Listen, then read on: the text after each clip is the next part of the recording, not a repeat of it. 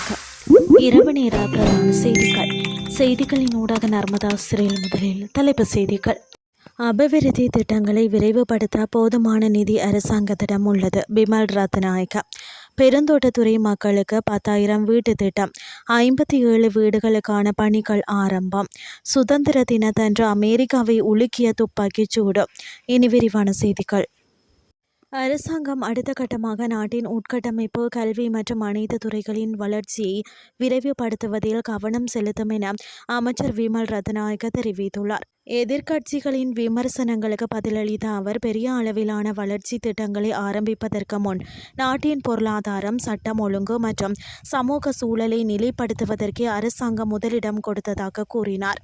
அத்துடன் மெட்ரோ பேருந்து சேவை அறிமுகப்படுத்தப்பட்டுள்ளதுடன் இலங்கை போக்குவரத்து சபைக்கு மேலும் 800 பேருந்துகள் இணைக்கப்பட்டுள்ளதாக அவர் குறிப்பிட்டுள்ளார். மேலும் அதிவேக நெடுஞ்சாலைகளை விரைவுபடுத்துதல், புதிய மருத்துவ பீடங்களை நிறுவுதல் மற்றும் வீட்டு வசதி திட்டங்களை உருவாக்குதல் போன்ற எதிர்கால திட்டங்களும் உள்ளதாக அவர் தெரிவித்துள்ளார்.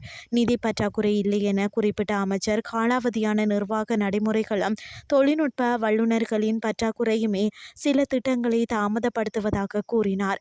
இதற்கமைய அடுத்த 3 ஆண்டுகளுக்குள் இதற்கு தீர்வு காணப்படும் என அமைச்சர் பிமல் ரத்நாயக்க குறிப்பிட்டுள்ளார். பதுளை பசறை கணவரல்ல பகுதியில் இந்திய வீட்டு திட்டத்தின் கீழ் 57 புதிய வீடுகள் அமைப்பதற்கான அடிக்கல் நாட்டும் நிகழ்வு இன்று நடைபெற்றது. அமைச்சர் சமந்த வித்யாரத்ன மற்றும் இந்திய தூதரக அதிகாரி கர்விந்தர் சிங் ஆகியோர் முன்னிலையில் இதற்கான அடிக்கல் நாட்டப்பட்டது. பெருந்தோட்டத்துறை மக்களுக்கு 10,000 வீடுகளை அமைத்து கொடுக்கும் இந்திய வீட்டு திட்டத்தின் 4ஆம் கட்டத்தின் கீழ் இந்த வீடுகள் நிர்மாணிக்கப்பட உள்ளன. பதுளை மாவட்டம் கணவரல்ல பகுதியில் மண் சரிவு அபாயம் உள்ள இடங்களில் வசித்து வந்த 57 குடும்பங்களுக்கு நிரந்தர வீடுகளை வழங்குவதே இந்த திட்டத்தின் நோக்கமாகும்.